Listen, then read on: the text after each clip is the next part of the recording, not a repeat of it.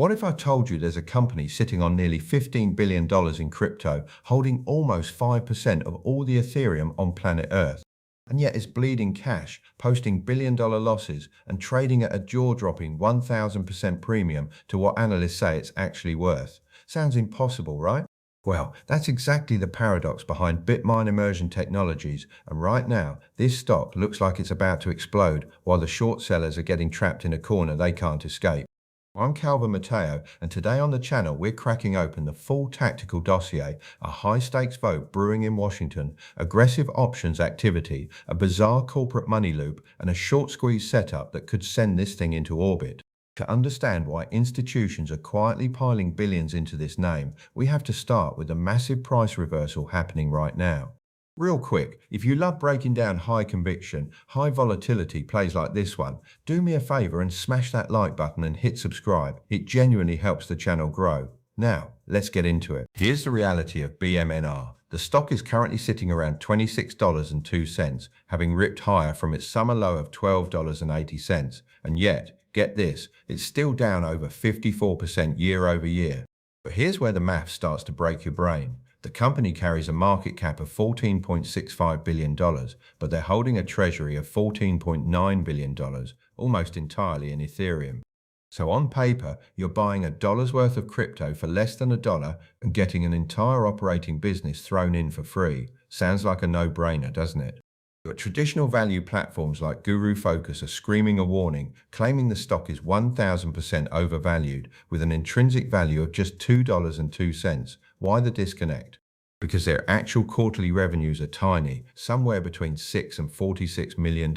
This isn't a normal operating business. It's a highly volatile, leveraged Ethereum trust wrapped inside equity mechanics, and this entire structure just hit a major technical turning point. So is this rally actually sustainable? Let's look at the chart. For months, BMNR was trapped in a brutal downtrend, quietly basing in the $15 to $17 zone. But this week, something big happened.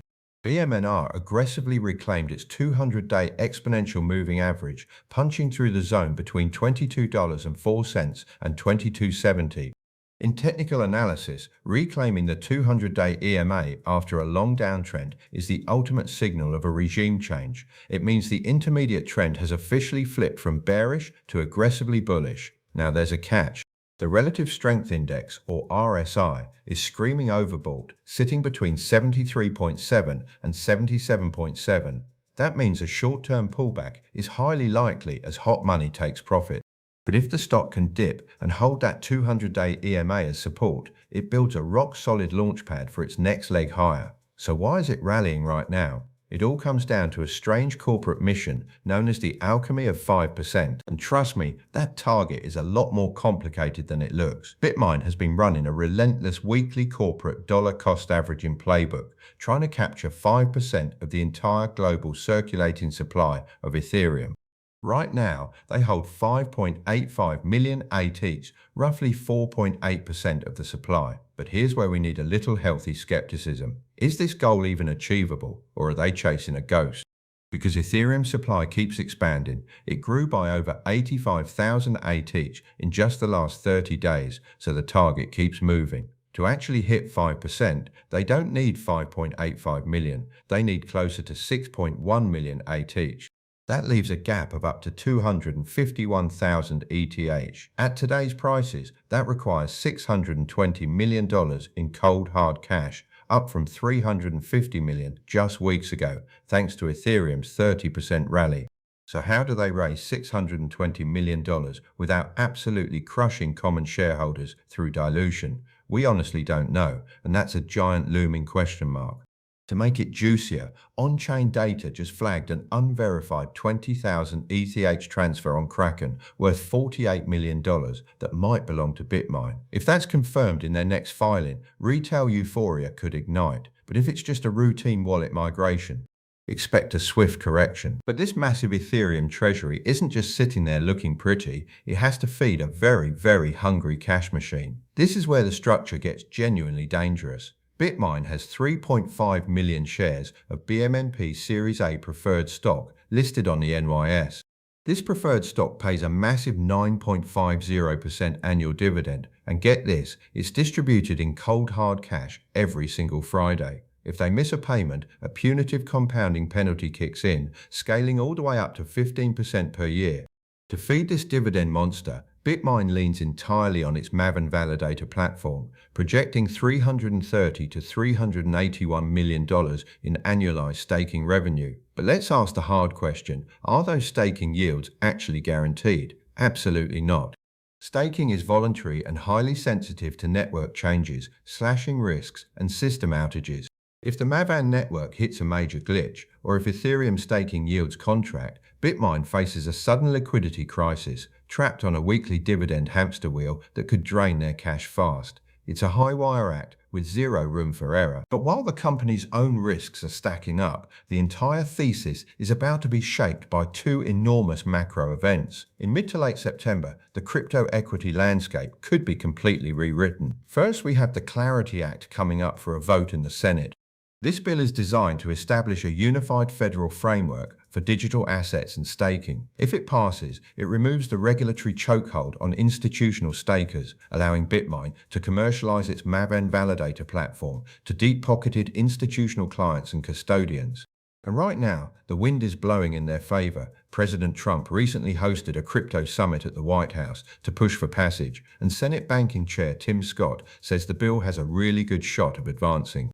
At the exact same time, the Federal Reserve is heading into its September meeting, where Goldman Sachs expects interest rate freezes or cuts.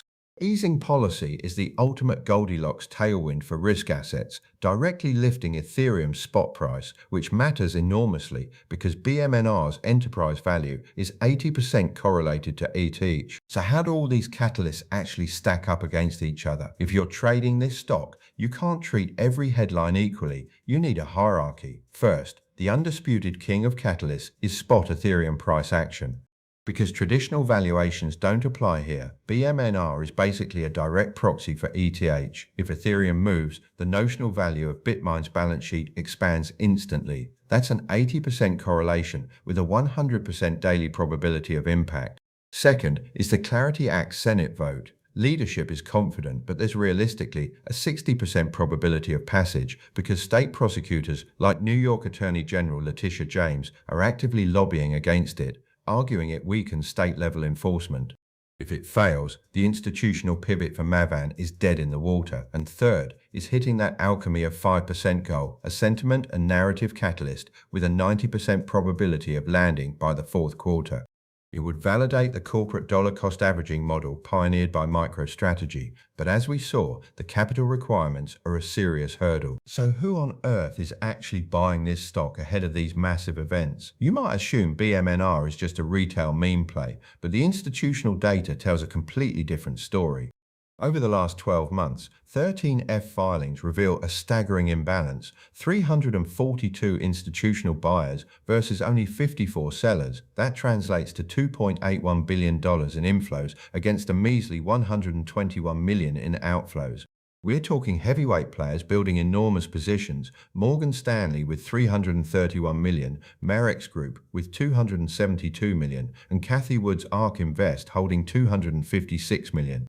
Even the Norway Wealth Fund carries an $81.9 million stake. On top of all that, BMNR was added to the Russell 1000 index on June 26, which means passive index funds and quant desks are now legally forced to permanently carry this stock on their books. That creates a massive permanent structural bid that props up the price during pullbacks. But if we zoom into the short-term options market, things get a whole lot more aggressive. The near-term options chain is pricing in an absolute powder keg. Looking at the contract data, there's an intense magnetic field pulling the stock.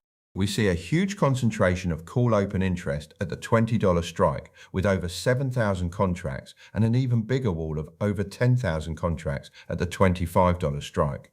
Short-term volume is flooding into the 26 and 26.50 calls, meaning traders are betting hard on an immediate breakout. But look at the bottom of the chain, there's a massive downside hedge of over 14,000 put options sitting at the 14.50 strike.